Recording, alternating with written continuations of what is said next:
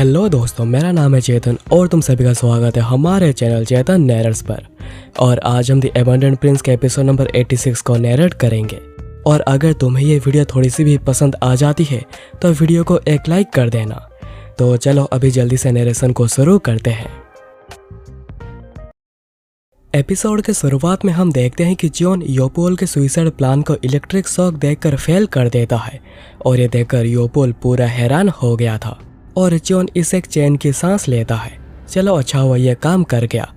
तो योपोल चलो अपने क्लान के बारे में बताना शुरू करो।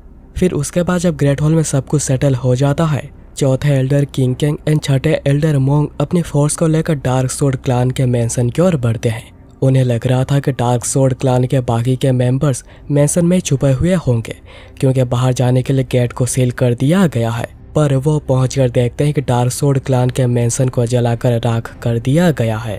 उसके 3 दिन बाद ग्रैंड गार्डियन आकर जॉन को रिपोर्ट करते हैं कि आग को पूरी तरह बुझा दिया गया है, पर उन्हें कोई भी क्लू नहीं मिली है। बॉडीज अंदर जली हुई पड़ी है, पर जो बची हुई थी माना जा रहा है कि उन्होंने सुइसाइड कर ली है। और ग्रैंड गार्डियन के हिसाब से वो इसके लिए पहले से ही तैयार थे, इसलिए उन्होंने समय रहते सभी सबूतों को मिटा दिया है।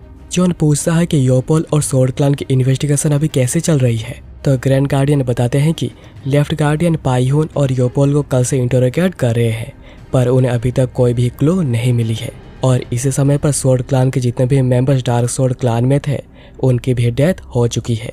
इसीलिए सोर्ड क्लान के सभी मेंबर्स को अरेस्ट कर लिया गया है इन्वेस्टिगेशन करने के लिए। और अभी के लिए सोर्ड क्लान के फोर्स को भी डिसबैंड कर दिया गया है। पर जो गार्ड्स थे उनमें से 14 लोग डार्क सोर्ड क्लान से थे, पर पहले ये बस 5 ही थे। पर अभी रिसेंटली 9 लोगों को ऐड किया गया है। तभी 11th एल्डर हुआन आते जॉन से मिलने। हुआन आकर जॉन को ग्रीट करते हैं as a heavenly demon. Huan बताते हैं कि उन्हें कुछ अर्जेंट रिपोर्ट देनी है, पर जॉन कहता है कि वो खुश है कि हुआन पूरे ठीक है क्योंकि हुआन ही जॉन बनकर जंगल में गए थे जहाँ पर उनके ऊपर हमला हो गया था। हुआन कहते हैं कि वो रिलैक्स कैसे कर सकते हैं जब हेवनली डीमन खुद इतनी ज्यादा मेहनत कर रहे हो। जॉन पूछता है कि क्या उन्हें कुछ मिला है। तो हुआन बताते हैं कि 3 दिन पहले जब वो डार्क सोर्ड क्लान के मेंबर्स के बॉडीज को इन्वेस्टिगेट कर रहे थे तो उन्हें पता चला है कि उनमें से 4 लोग मिसिंग है, जिनमें से उनका लीडर जोगियोम भी है। इसीलिए ऑलरेडी एक ट्रैकिंग टीम को भेज दिया गया है जो कि फुजियान एंड जियांगसे प्रोविंस की ओर गए हैं। और आज फुजियान प्रोविंस के नॉर्थ पार्ट से एक मैसेज आया है। जॉन पूछता है कि क्या उन्हें वो मिल गए हैं। तो हुआन बताते हैं कि उन्हें एक ड्रेस मिली है, पर आगे उन्हें और कुछ पता नहीं चला है। जॉन कहता है कि इससे तो कोई फायदा नहीं होगा, ठीक है अब जा सकते हैं। जॉन फिर मैप के पास आकर फुजियान प्रोविंस के नॉर्थ को देखने लगता है और कहता है कि लग रहा है वो सभी जीजियांग की ओर गए हैं। हुआन कहते हैं कि उन्हें भी कुछ ऐसा ही लग रहा है। जॉन सोच रहा होता है कि मेरा गैस सही था। और ये भी तो पता चला है कि बैंक्वेट हॉल के लीकर बोटल्स के इंस्पेक्शन पर भी वही गार्ड्स थे। और अगर ऐसी बात है, और जॉन कहता है कि बहुत ही ज्यादा पॉसिबिलिटी है कि वो सब ब्लेड गॉड 6 मार्शल क्लान से रिलेटेड हो। ग्रैंड गार्डियन, आपने कहा था कि डार्क सोर्ड क्लान को 60 साल पहले बाहर से रिक्रूट किया गया था। तो ग्रैंड गार्डियन कहते हैं कि आपने बिल्कुल सही कहा, वो सब जीजियांग से आए थे जिन्हें तब का लॉर्ड इंजी ने हराया था। पर जॉन को यह बात समझ में नहीं आ रही है कि आखिर वो इतना लंबा इंतजार क्यों कर रहे थे। और ब्लेड गॉड मार्शल क्लान के अपेयर हुए 6 महीने ही हुए हैं और उन्होंने भी अभी अपना चाल चलना शुरू किया है। पर अभी यह बहुत ही जल्दी होगा ये बताना कि दोनों एक दूसरे से रिलेटेड है या नहीं। पर जॉन योपोल के कई हुई बातों के बारे में सोच रहा था, जहाँ पर योपोल ने कहा था कि तुम इस बार तो जीत गए हो, पर तुम कभी हमारे क्लान तक पहुंच नहीं पाओगे। और जॉन सोच रहा था शायद योपोल जिस क्लान की बात कर रहा है वो डार्क सोर्ड क्लान नहीं था, मुझे इसके बारे में उससे ही पता लगाना पड़ेगा। जॉन तभी अचानक से ही कुछ सेंस करता है। ग्रैंड गार्डियन पूछते हैं कि क्या कुछ हुआ। तो जॉन कहता है कि चलो जल्दी से हमें डीमोनिक डॉक्टर से मिलना है। उसके बाद जॉन जाता है डीमोनिक डॉक्टर बाइक से मिलने। जॉन डॉक्टर बाइक को कहता है कि वो काफी कड़ी मेहनत कर रहे हैं। तो डॉक्टर बाइक कहते हैं कि मैं बस वही कर रहा हूँ जो कि मुझे करने को बोला गया था, पर मेरे स्किल की कमी की वजह से मैं अभी तक फिगर आउट नहीं कर पाया हूँ कि आखिर एक्चुअली प्रॉब्लम क्या है, इसके लिए मुझे माफ कर दीजिए। तभी जॉन सोचने लगता है कि जब वो ग्रैंड गार्डियन के साथ लॉर्ड यूजोंग को देखने गया था, लॉर्ड यूजोंग रो रो कर कह रहे थे कि मुझे माफ कर दो हुआयोन, और अभी तक उनकी कॉन्शियसनेस भी वापस नहीं आई है। जॉन सोच रहा था कि उसे जानना ही होगा कि आखिर सच क्या है और उनके इनर थॉट्स क्या है, पर यह सोचना कि ऐसा कुछ हो जाएगा ये सोच के बाहर था। जॉन फिर डॉक्टर बाइक को कहता है आप खुद को ब्लेम मत करिए, मैंने आज आपको यहाँ पर एक अलग रीजन से बुलाया है। क्या आपने बैंक्वेट हॉल में हमें जो पॉइजन मिली थी उसका पूरी एनालाइज कर ली है? तो डॉक्टर बाय कहते हैं कि उन्होंने पूरी एनालाइज कर ली है। उसके बाद सीन कट होता है ग्रेट हॉल में, जहाँ पर मीटिंग होनी थी और अनाउंस किया जाता है कि ग्रेट हेविली डीमन आ रहे हैं और जॉन पूरे एक प्रॉपर लॉर्ड के कपड़े में आता है और जॉन को देखते ही सभी उसे ग्रीट करते हैं। पर हम देखते हैं कि असली सिंहासन के पास एक और दूसरा सिंहासन रखा हुआ था। जॉन सोच रहा था कि ऑल्दो उन लोगों ने मुझे हेविली डीमन के तौर पे रिकॉग्नाइज कर लिया है, पर सिचुएशन अभी पूरी क्लियर है, क्योंकि ये जो 6 मैन क्लान के 3 एल्डर्स बचे हुए हैं ये सोच रहे होंगे कि जॉन अभी तक ऑफिशियली लॉर्ड नहीं बना है तो वो असली सिंहासन पर बैठ नहीं सकता। पर जॉन श्योर है कि यहाँ पर जो भी होगा इससे उसे ही फायदा होगा और जॉन डायरेक्ट जाकर असली सिंहासन पर बैठ जाता है, जो देखकर 3 एल्डर्स पूरे शौक हुए थे। क्यूंगबन उठकर कहते हैं कि यह सिंहासन तो, और तभी दूसरी सिंहासन टूट जाती है। जॉन कहता है क्या तुम मुझे कह रहे हो उस टूटे हुए सिंहासन पर जाकर बैठने को? सोयू सोच रही थी कि आखिर जॉन ने बिना टच किए उस सिंहासन को तोड़ा कैसे, और किंग सोच रहे थे कि यह तो बहुत ही चालाक है।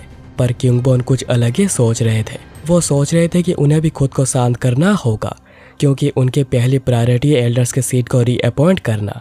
इसलिए क्यूंगबन इस बात को टालते हुए कहते हैं कि उन्हें पहले एजेंडा पर बात करनी चाहिए।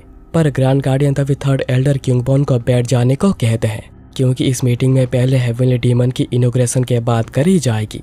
और क्यूंगबन इस बात से बहुत ही ज्यादा गुस्सा हो जाते हैं और कहते हैं कि इनॉग्रेशन, ये क्या नॉनसेंस है। सोयो वहीं पर इसको लेकर ऑब्जेक्ट करती हैं, क्योंकि इसको लेकर पहले बात नहीं हुई थी। और किंग का कहना यह था कि जिसके बारे में उन्होंने पहले कभी बात नहीं करी है तो उसे ऐसे शुरू कैसे किया जा सकता है।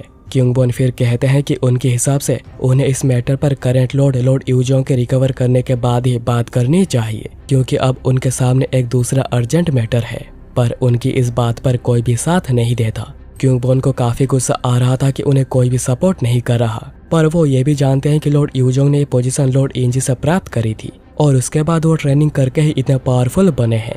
पर जॉन तो एकेडमी डे से ट्रेनिंग कर रहा है, तो अभी 6 मैन क्लान के पास इतने पावर नहीं है कि वो जॉन को प्रोवोक कर सकें। और इसी के साथ ही पॉइजन क्लान भी खत्म हो चुकी है और डार्क स्वॉर्ड क्लान और स्वॉर्ड क्लान भी अभी के लिए तो डिसबैंड हो चुके हैं। ग्रैंड गार्डियन फिर देखते हैं कि इनॉग्रेशन के डिसीजन को बस 3 ही एल्डर्स ऑब्जेक्ट कर रहे हैं और लॉर्ड मोंग जो के पहले जॉन को मानने से इनकार कर रहे थे उन्होंने भी उसे मान लिया है। और इसका क्रेडिट जाता है 10th एल्डर को, जो कि मोंग को कल रात को कन्विंस करने में कामयाब रहे थे। और कन्विंस करना आसान हो गया था क्योंकि जॉन हेवनली डीमन है। क्यूंगबन यहाँ पर सोच रहे थे कि अगर ऐसा चलता रहा तो उन्हें आउटनंबर कर दिया जाएगा, तो क्या वो इसके बाद माइनर क्लान्स का मास्टर बनकर रह पाएंगे। ग्रैंड गार्डियन माइनर क्लान से भी फिर पूछते हैं कि उन्हें कोई ऑब्जेक्शन है या नहीं, तो उनमें से बस कुछ ही लोग 3 एल्डर्स के साथ खड़े होते हैं। और यह बहुत ही ज्यादा कम था, क्योंकि क्यूंगबन के हिसाब से सभी को ही हाथ उठाना चाहिए था, क्योंकि वो उनके मास्टर हैं। और यह देखकर हुआन मन ही मन काफी हंस रहे थे, क्योंकि जॉन के पास इतने पावर है कि वो खुद ही एक ऑथोरिटी है, तो उन सभी का इन्फ्लुएंस आगे की तरह कतई नहीं रहेगा। क्यूंगबन फिर कहते हैं कि कल्ट के अंदर कुछ प्रोसीजर्स और स्टैंडर्ड्स होते हैं।